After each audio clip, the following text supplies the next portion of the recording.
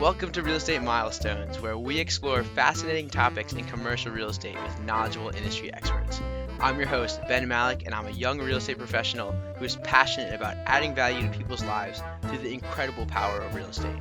My goal is to help you discover what the heck is going on in the industry and how you can get involved. This is Real Estate Milestones, where your future in real estate lies just around the corner. Hello, everybody. Welcome back to Real Estate Milestones. Today, we have a very special guest. He goes by the Mad Scientist of Multifamily, Neal Bawa. He's a technologist and data-driven multifamily investor with over $1 billion of assets under management. And we're going to talk today about how to select markets, a little bit about what's going on with the economy and if we're in a recession. And I think you guys are going to learn a lot from his data-driven approach to investing. So, Neal, thanks for coming on the show. Well, thanks for having me on the show. It's nice to be here and nice to be connected with more of Hunter's ecosystem. Absolutely. So to start, what was your first milestone in real estate? It was an odd milestone. So most people consider the purchase of their first single family or their first multifamily. My first milestone in real estate was when I walked into my boss's office in 2003. He was very upset. He said, I just talked to our landlord. They hate us because, I was running a big technology school. He said, our students are messing up all the carpets and they want us out of here. So our landlord was General Motors. So they had a big building and they were leasing a part of it.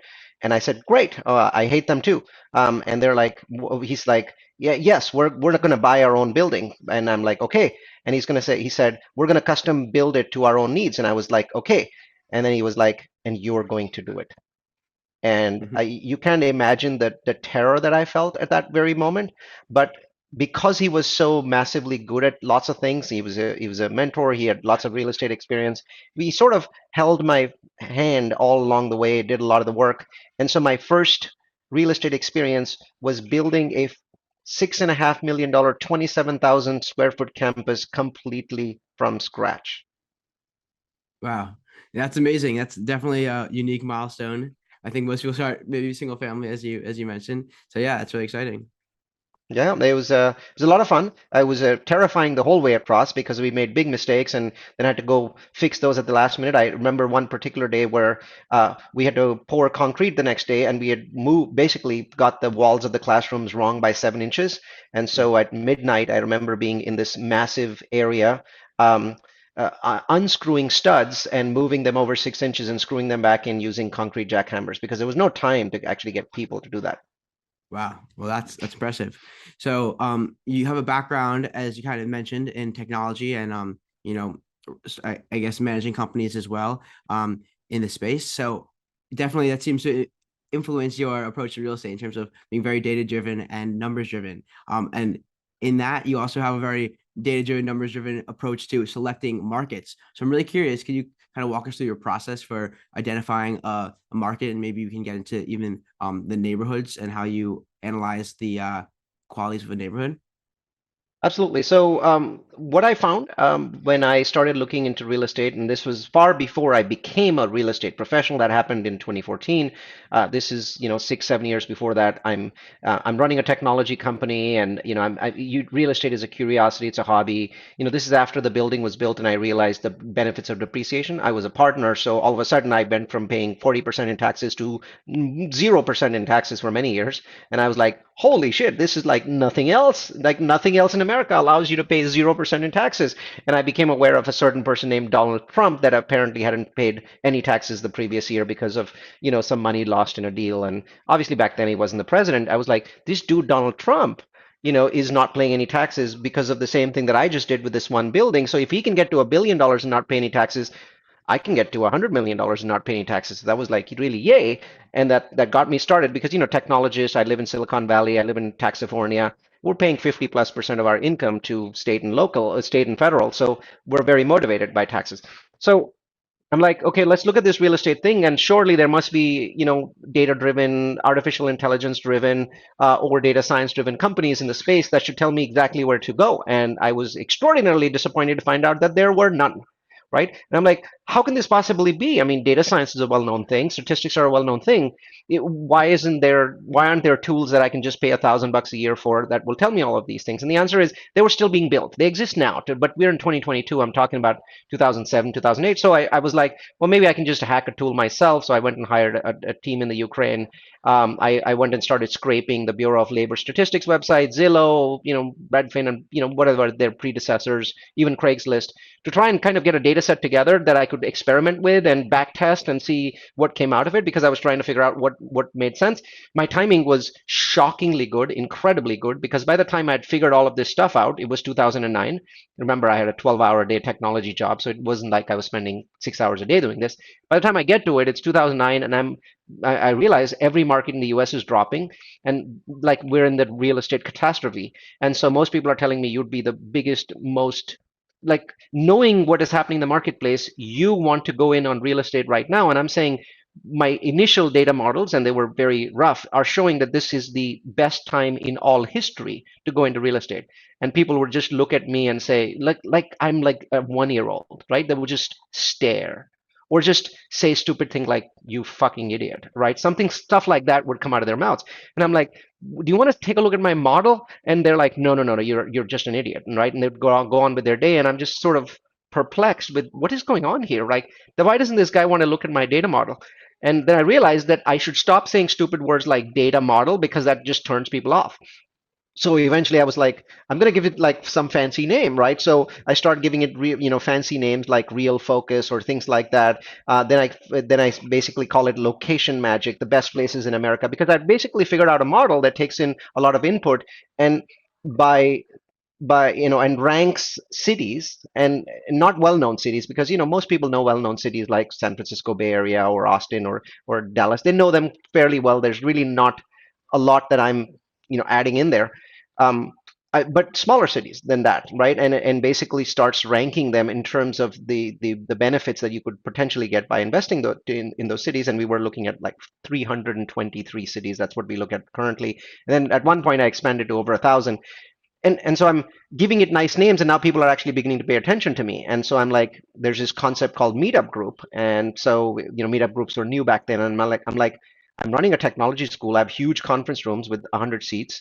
Let me open a meetup group and start talking about this location magic technology that I've come up with using data science and statistical analysis software.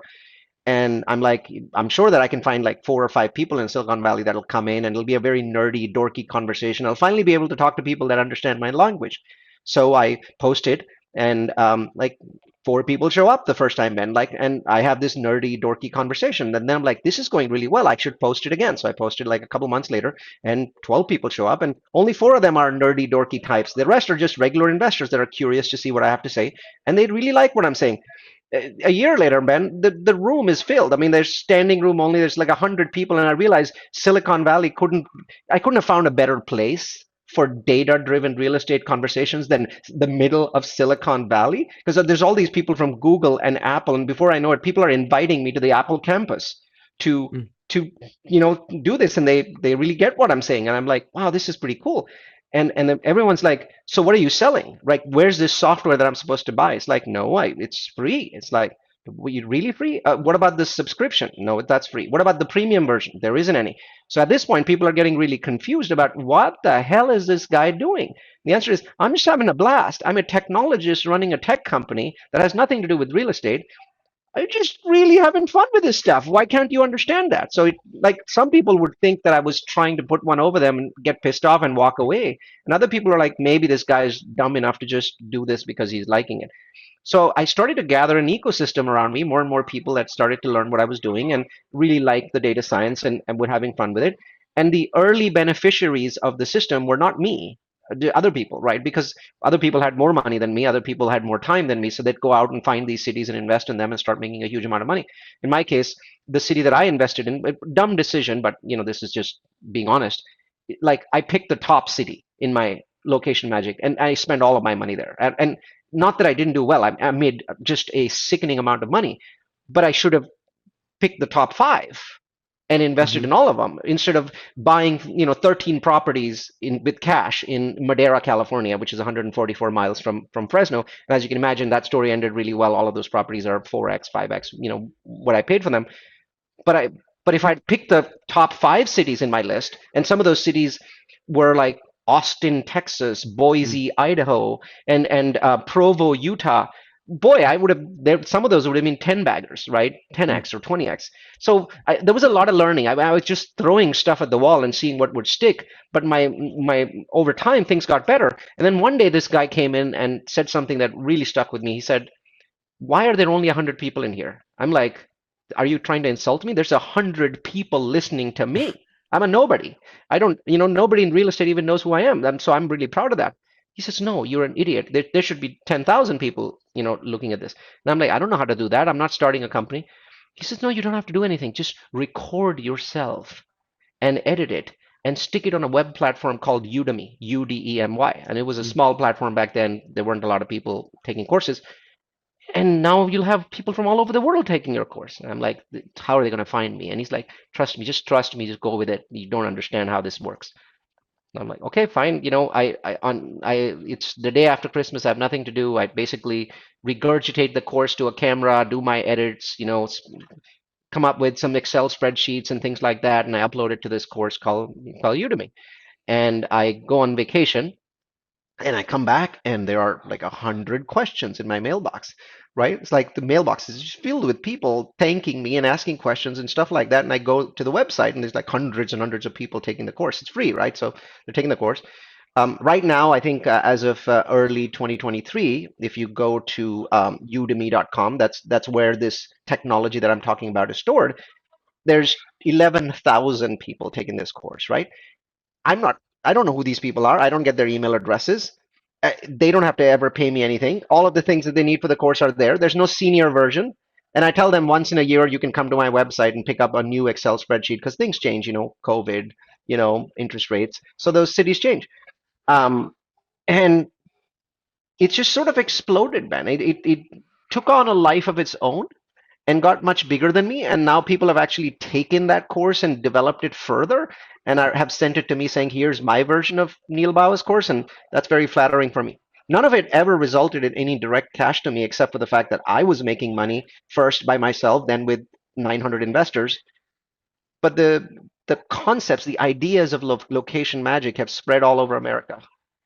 Absolutely. And it's yeah, I mean, that's an amazing story and incredible insight. And I'm curious, could you highlight some of the real focuses that you use when you're determining where you want to pick a location or pick a market? Yeah, so I'll go with cities first, right? So one of the things is that what I discovered is that people would go to a party and say, "Hey, you should pick cities based on population and job growth and income growth and things like that," right? So they would state things like that, which are true, right? The problem was, where do you find data for 400 cities? And also, how much of these things matters? So if you have 2 cities that you're comparing and one has 2% population growth and one has 3, is really the 3% population growth city much better than the 2, right? How do you tell that? Well, the answer is statistical analysis. You go back and you grab data from the Census Bureau, from investor profits, from home prices for years and years and years together. For hundreds and hundreds of cities, you stick it in a software and you run what if analysis, right? So you basically go back and say, what if this was more important than that? And you correlate it to profits. And how do you get profits? You get profits by home price increases and multifamily price increases. So you can find that data and you say, well, if this city had huge population growth, did that really lead to all of these things? So what I found was that the metrics that create profit are fairly straightforward. Anyone can understand them. I'm sure the moment I say them, you'll understand them. The key was how much, and how much of a weightage to give each of these things. Does that make sense? So that was where the secret sauce was, right? And so what I did was I started with about 20 of these things. Like one of them was school quality. So you can obviously imagine school quality, right? Another one was crime. But the ones that finally made it into the 5 that I use for location magic were as follows. I mean, population growth, job growth, income growth, home price growth, and crime reduction. These are the 5 that made it. And everyone is immediately like, You don't think schools are important? No, no, no. I think schools are really important. My point is that when I use a data set and I use these five things that I just mentioned, and then I add in schools, I come up with the same list of great cities. Mm. So what I did was I said, if I take the schools out, do I come up with the same list? Yes. Well, in that case, why should I torture the people that are going to be using the system to stick schools in? Because every time I add more things, the system becomes more complicated. And one of the goals that I started with, another very smart guy from Apple who came in and said this, is make it so simple that people can do it in 10 minutes. Otherwise, people are so attention deficit that you could be giving away gold and nobody would ever use it. So I started with a 10-minute goal in mind. And here's the cool thing. Internally, we do this every week and we use about 200 metrics. Okay. I have a secret to tell you.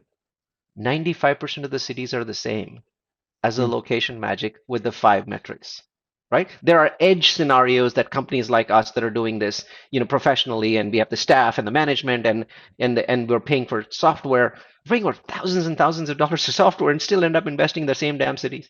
That's how powerful these big metrics are: big population growth, job growth, income growth, home price. And the location magic course doesn't just tell you about these metrics. It says, here's where you go to get them. Here's how much is important. Here's where to stay away from stuff like that. Here's when to make exceptions. It tells you all of that stuff, right? That's the power. It's never things like job growth. It's how much, when, and which time frame. Like for job growth, for example, we only look at 12-month job growth because we couldn't find any correlation between 5-year job growth and profit. But we had a insanely high correlation between 12-month job growth and profit. Mm-hmm. Yeah. Yeah, that makes a lot of sense. That's really interesting. I'm sure, given how much the data science approach has been helpful in location magic and in picking cities and in your business, yeah, very incredible. Maybe a harder case to predict, maybe the economy as a whole, and whether we're going to be in a recession, when the bottom might be. I'm just curious if you could kind of illuminate your approach, or more than your approach, what you expect to happen over the next maybe 1 to 2 months, or sorry, 1 year to 2 years, and just I want to hear your thoughts, especially given that no one has a crystal ball, but think you may have something closest than anyone else. So Yeah, I mean, I think that I don't have a crystal ball. I think that what I do have is the data, the past historical data. It isn't as perfect as what we're doing with location magic, but because there's too many factors affecting the economy, like no one has built a grand model of the economy with millions and millions of pieces of data. I bet you we're going to build one in the next 5 years, and it will work. Because of what I'm seeing with ChatGPT, I think all things are now possible with general AI intelligence. But in the meantime, my crystal ball basically says, look, the Federal Reserve is extraordinarily good at killing inflation. Last 9 times they've tried it since 1962, they've killed it 9 times, right? mm-hmm. They're also extraordinarily good at causing recessions while killing inflation. They are studs at it. So the fact that people are saying that this time somehow the Fed will not do something that they're really good at, it has no credibility with me. The other thing is the yield curve, when it inverts, it foreshadows a recession 100% of the time. I know people say in 1965 it didn't. Come on, it was close. It was within 0.2% of a recession, so it really was a great predictor back then as well in 1965. So I think it has a 100% track record. But that damn thing's been inverted. So the chances that we are not going to go into a recession, in my mind, are infinitesimally small. I think that we are going to go into a recession. The real question that people should be asking is, Neal, what kind of recession? Because there's recessions that are long and dreary, and they really drag you through the mud, and all kinds of bad shit happens. And then there's recessions that are over in 6 months, and then you move forward. And the data also suggests that this recession is going to be fairly short. I think it's going to be 6 months long. By the way, that's the minimum duration for a recession. So they can't be 3 months long. It has to be 6, because that's how we define recessions in the US. And I think that it'll be shallow, meaning -1, -2% GDP. That tends to be not as painful as most people think it's going to be. So I think that we're going to have a recession. I think that there are going to be some downsides to it. I think multifamily during the recession suffers. I think most people that are in multifamily today, there's so many young people there that they don't actually remember all the bad things that happened during a recession to multifamily, like you can't get debt You can't get regular debt that you're used to. And yes, you might not have been able to get it in the last 3 or 4 months, but trust me, you're not in a recession yet. There's many debt, sources available today that simply won't be available during that time. Point is, if it doesn't last more than 6 months, then you're in a good position. You wait it out. So I believe a recession is imminent. Imminent. It might be Q2, might be Q3. So right now we're modeling Q3 and Q4 before we're modeling Q2 and Q3. The economy has shown so much resilience that we think that it takes quite a bit of work from the Fed to put us into a recession. So Q3 and Q4. All right, great. Yeah, that's interesting. And I know you had a really interesting point that you were looking at freight prices and shipping prices, and then also oil prices to kind of determine when inflation may come down as a leading indicator, given that, it takes time for the supply chain to reach from, manufacturing company or countries to America. And I'm curious, what have you seen recently in the inflation data? So the data is actually very clean. It's very clear. It only points in one direction. Sometimes data can be muddy. It like simultaneously points you in two opposite directions. I don't see that at all. So it's very clear that the supply chain crisis is ending. So the price, so I look at a website called Freightos, that's freightos.com. So I go in there and I look at freight prices both to the western and eastern coast of the United States from China, because that gives me a sense of two very important things. Number one, supply chain. Right? So if the price of the container is going up, supply chains are getting worse. If the price of a container is going down, they're getting better. But it also gives me a sense of demand in the US because who knows more about demand than Costco and Target and Walmart, because they have real-time information on demand that no politician on earth has, right? Mhm. Because what the Federal Reserve is looking at is 6, 9 months old data, or at least 3 months old data. But Target is looking at what happened on the shelves yesterday. And then Target basically then says, hey, I need to order this many of these, or I should order a lot less of these. And then that shows up in shipping data before it does anywhere else, because immediately the next day, the cost of shipping will go up if Target ordered too many containers because everything's flying off the shelves. You see what I mean? You Mhm. realize how real time this data is? I mean, it really literally what's happening in the economy 10 days before shows up in freight data, right? Going upwards or downwards. So I look at those containers. It's very, very clear to me that the supply chain crisis is ending. Note I didn't say ended. There's some components of it that still are problematic, but it's mostly ending, right? The second part that is very obvious to me is that demand is not cratering in the US, but it's going downward. So what the Fed is doing is significantly having effect, and you're not seeing it in the economy, you're not seeing it in jobs. Why? Because everything has a 3 month, 6 month lag. So I'm seeing the sort of indicators that I would see 6 months before a recession in freight data. I'm seeing it in oil. Oil is now cheaper than before Russia attacked Ukraine. How can that even be possible when we forced the Russians to take 2 million barrels of oil off the world market, right, using a price cap? Well, the answer simply has to be there's not enough demand. Well, the level of demand that we're seeing today, usually you see it 6 months before a recession. Wow, that's really poignant data, and I appreciate you sharing. And appreciate all your insights today, and a lot to ruminate on. But you ready for the lightning round? Absolutely. Great. So, so what superpower would you choose if you could choose any superpower? I would choose to have Chat GPT implanted into my brain. Wow, yeah, it's only going to improve itself over time. So, Mhm. what's your favorite book, or what's the one that's helped you the most? Um, I think The Miracle Morning has helped me the most. It's not my favorite book, but it's helped me the most. You asked me two questions and you assumed that they would be the same. It's not. It's not my favorite book, but it's the one that's helped me the most because if you follow The Miracle Morning, you will find your favorite book, right? Mhm. What Miracle Morning does is it actually allows you to be the best version of yourself. And if you are, then you'll find your favorite book. So it's helped me the most. Absolutely. So, what motivates you to continue every day? Um, I've tried to retire and I've realized just how horrifically awful retirement is, and that motivates me. Wow, yeah. So, what advice would you give to someone who wants to follow in your footsteps? Um, be positive, and positivity is great, but please don't somehow take positivity and tie it to um, be positive in all circumstances. I think you've got to be data driven. You're using people's money. In the last 10 years, the number of very young people that have entered multifamily syndication is up maybe 10x or 100x. And that is a real problem because these people haven't had taken enough. hits in their life. So you understand that the people that used to buy buildings 10 years before you did had vast amounts of experience, right? And they use that experience. You don't have it. Well, in the absence of experience, please be data driven. Mm-hmm. Great. And I know you have an incredible quote, but don't trust your gut. Yes. So in my mind, data beats gut feel by a million miles. By a million miles. The other one that I have is a quote that I wrote and that I'm very proud of. So I'll give it to you. The Bible is wrong, and it's wrong by one letter. It's not the meek that shall inherit the earth. It's the geek.